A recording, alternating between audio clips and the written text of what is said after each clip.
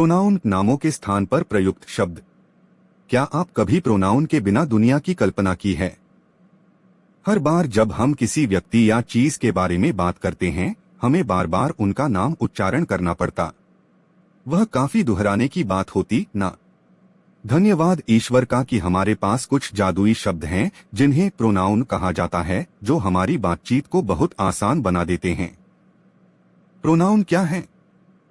Pronoun वे विशेष शब्द होते हैं जिन्हें हम बार बार किसी व्यक्ति के नाम के स्थान पर प्रयोग करते हैं। ये छोटे शब्द हमें लोगों, जानवरों और चीजों के बारे में बात करने में मदद करते हैं ताकि हमें उनके नाम बार बार न लेने पड़े। प्रोनाउन शब्दों को वर्णमाला के नाम टैग की तरह समझा जा सकता है और वे हमें समझने में मदद करते हैं कि हम किसके बारे में या क्या बात कर रहे हैं। प्रोनाउन के उदाहरण। ये प्रोनाउन तब प्रयोग होते हैं जब हम किसी व्यक्ति या चीज के बारे में विशेष रूप से बात करते हैं। उदाहरण के लिए, यदि हम कहें वह खेल रहा है, तो हम एक लड़के के बारे में बात कर रहे हैं। और यदि हम कहें वह नाच रही है, तो हम एक लड़की के बारे में बात कर रहे हैं। और यदि हम कहें यह एक प्यारा पप्पी है, तो हम एक छोटे कुत्ते के बारे में बात कर रहे हैं। मैं, तुम, हम, वे ये प्रोनाउन हमें अपने आप या समूह के लोगों के बारे में बात करने के लिए प्रयोग होते हैं। जब हम कहते हैं मैं खुश हूं, तो हम अपने बारे में बात कर रहे हैं। जब हम कहते हैं तुम मेरे दोस्त हो, तो हम किसी और से बात कर रहे हैं। जब हम कहते हैं हमने खेल जीत लिया, तो हम अपनी टीम के बारे में बात कर रहे हैं। और जब हम कहते हैं वे पार्टी में आ रहे हैं, तो हम एक समूह के दोस्तों के बारे में बात कर रहे हैं।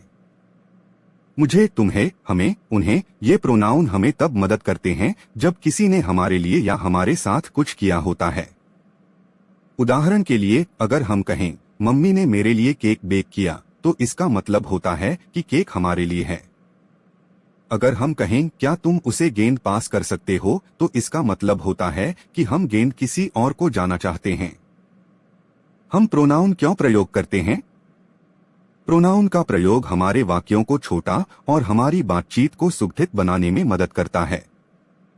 क्या आपको सोचना है कि सारा दुकान पर गई और फिर सारा ने कैंडी खरीदी और उसके बाद सारा ने कैंडी खाई? बजाय इसके हम कह सकते हैं सारा दुकान पर गई और फिर वह कैंडी खरीदी और उसके बाद वह उन्हें खा गई। क्या यह आवाज नहीं आती बेहतर? नामों के साथ प्रोनाउन का प्रयोग। कभी कभी हम प्रोनाउन को नामों के साथ उपयोग करते हैं। उदाहरण के लिए, यदि हम कहें एम्मा मेरी बहन है और वह पढ़ने से प्यार करती है, तो हम एम्मा नाम और वह प्रोनाउन दोनों का उपयोग करते हैं। यह ठीक वैसे ही है जैसे हम कहें एम्मा मेरी बहन है और एम्मा पढ़ने से प्यार करती है। लेकिन ध्यान रखें, हमें हमेशा प्रोनाउन होने पर नामों का उपयोग करने की आवश्यकता नहीं होती है। मुश्किल प्रोनाउन वही और उसका उसकी। हम वह शब्द का प्रयोग एक लड़के या आदमी के बारे में बात करते समय करते हैं और वही शब्द का प्रयोग एक लड़की या महिला के बारे में बात करते समय करते हैं। कभी कभी हमें उसका या उसकी का उपयोग करने में गड़बड़ हो जाती है। चिंता न करें, यह आसान है। हम उसका उपयोग एक लड़के या आदमी की चीज के बारे में करते हैं और उसकी उपयोग एक लड़की या महिला की चीज के बारे में करते हैं। उदाहरण के लिए, उसका गेंद लाल है और उसकी किताब दिलचस्प है। आइए प्रोनाउन का अभ्यास करें। अब हम कुछ मजेदार वाक्यों में प्रोनाउन का अभ्यास करेंगे। सैम बाइक पर सवारी कर रहा है। वह बाइक पर सवारी कर रहा है। बिल्कुल सो रहा है। वही सो रहा है। अन्ना और मैं साथ में खेल रहे हैं। हम साथ में खेल रहे हैं।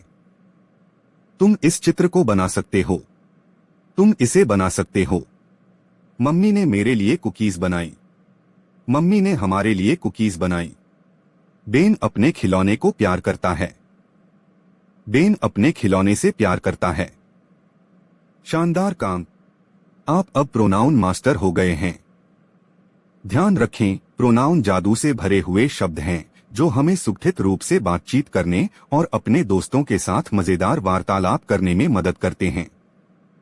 तो हम इन्हें इस्तेमाल करते रहें और अपने शब्दों को एक सुंदर कहानी की तरह नाचते हुए बनाते रहें।